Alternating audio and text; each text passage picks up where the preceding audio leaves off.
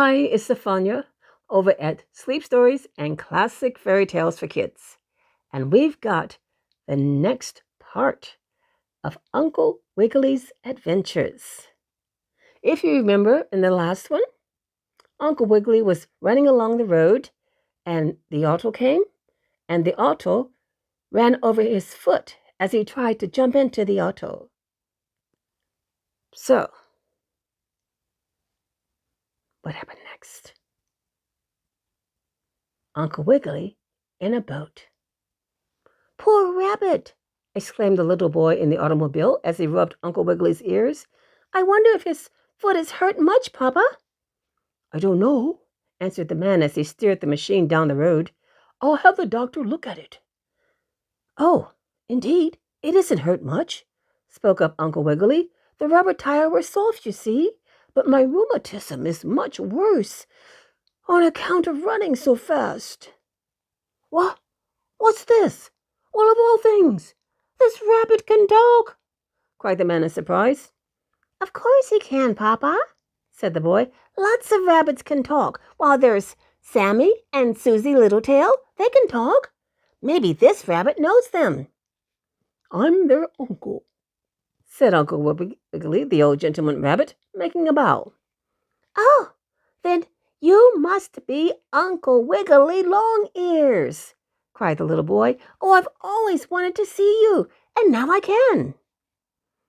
"Well, it is very strange to meet you this way," said the man. "Still, I am glad you are not hurt, Uncle Wiggily, and so you are out seeking your fortune," for the rabbit had told them about his travels.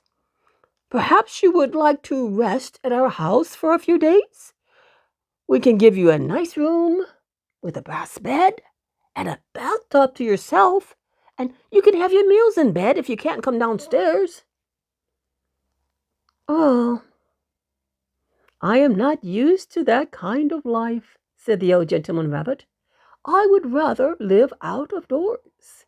If you can get me some clean straw to lie on, and once in a while a carrot or a turnip, and a bit of lettuce and some cabbage leaves now and then, I'll be all right. And as soon as my foot is well, I'll travel on." "Oh, what good times we'll have!" cried the little boy. "Our house is near a lake, and I have a motorboat, and I'll give you a ride in it." Well, Uncle Wiggily thought that would be nice, and he was rather glad after all that he had jumped into the car. So, pretty soon, they came to the place where the boy lived. Oh, it was a fine, large house with lots of grounds and lawns and gardens all round it. And there were several dogs on the place, but the little boy spoke to them all, telling them that the rabbit was his friend, Uncle Wiggily, who was not to be bitten or barked at on any account. "Oh, we heard about him from Fido Flip Flop," said the big dog Rover. "We wouldn't hurt Uncle Wiggily for 2 worlds and part of another." So, Uncle Wiggily was given a nice bed of straw in one of the empty dog houses, and the boy got him some cabbage and lettuce, and the rabbit made himself a sandwich of them, with some bread and butter which he had in his case. Then the rabbit and the dogs talked together, and the rabbit told of his travels and what had happened to him so far. "Wonderful! Wonderful!" exclaimed the old dog Rover. "You should write a book about your fortune." "I haven't found it yet, but perhaps I may."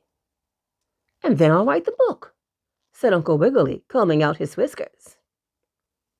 That night, the boy put a soft rag and some salve on the rabbit's sore foot, and he also gave him some liniment for his rheumatism. And in the morning, Uncle Wiggily was much better. He and the boy and the dogs had lots of fun playing together on the smooth, green, grassy lawn. They played tag and hide and seek, and a new game called "Don't Let the Ragman Take Your Rubber Boots." And the dog Rover pretended he was the ragman. Now we'll all go out in my motorboat," said the boy. So he and Uncle Wiggily and the dogs went down to the lake, and surely enough, there was the boat, the nicest one you could wish for. There was a little cabin in it, and seats on the deck, and a little engine that went choo, choo, and pushed the boat through the water. In the boat, they all had a fine ride around the lake, which is almost like the ones that you might go to on a picnic. And then it was time for dinner. And there's a special treat.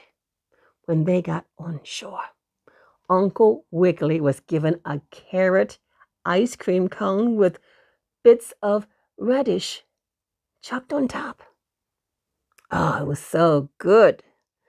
Well, as the days passed and Uncle Wiggily was getting so he could walk along pretty well, for his foot was all cured, he began to think of going on once more to seek his fortune. Then something happened.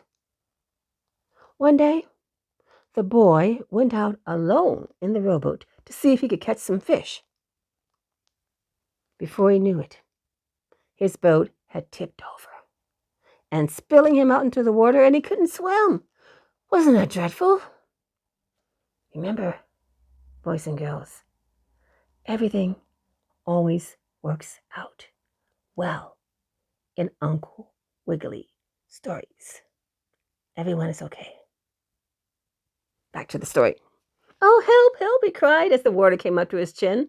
My, it's awful to be tipped over in a boat. I hope if you can't swim, you never go out in one alone, okay? And there was that poor boy splashing around in the water. Save me, the boy cried. Oh, save me. Well, as it happened, Uncle Wiggily was walking along the shore of the lake just then. Wasn't that lucky? He saw the little boy fall out of the boat, and he heard him cry. I'll save you if I can, exclaimed the brave old rabbit. Come on, Rover, we'll go out in the motorboat and rescue him. Bow wow, bow wow.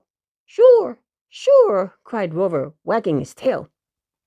So he and Uncle Wiggily ran down and jumped into the motorboat, and they knew just how to start the engine and run it, for the boy had shown them how to do it. Bang, bang went the engine. Whiz, whiz went the boat through the water.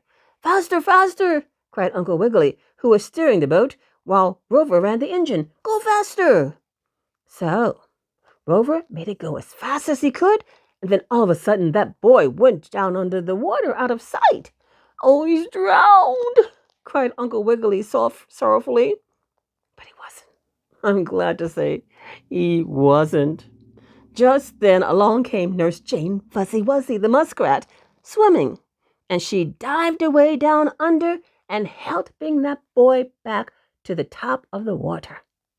And then Uncle Wiggily and Rover grabbed him as the muskrat lifted him up, and they pulled him into the motorboat, and so saved his life. And oh, how thankful he was when he was safe on shore, and he was careful never to fall into the water again. Wow! He was okay. I'm so happy. Now, the next story that we've got for you next time might make you a little hungry. It's called Uncle Wiggily Makes a Pie, a cherry pie. We're going to find out how he did it and what happened in the next part of Uncle Wiggily's adventures. And if you want to find out in advance, please do subscribe and push that notification button so that YouTube will tell you when the story is ready for you. And that's it for now. Stay well. Be good. Can't wait to see you again. Bye for now. Bye.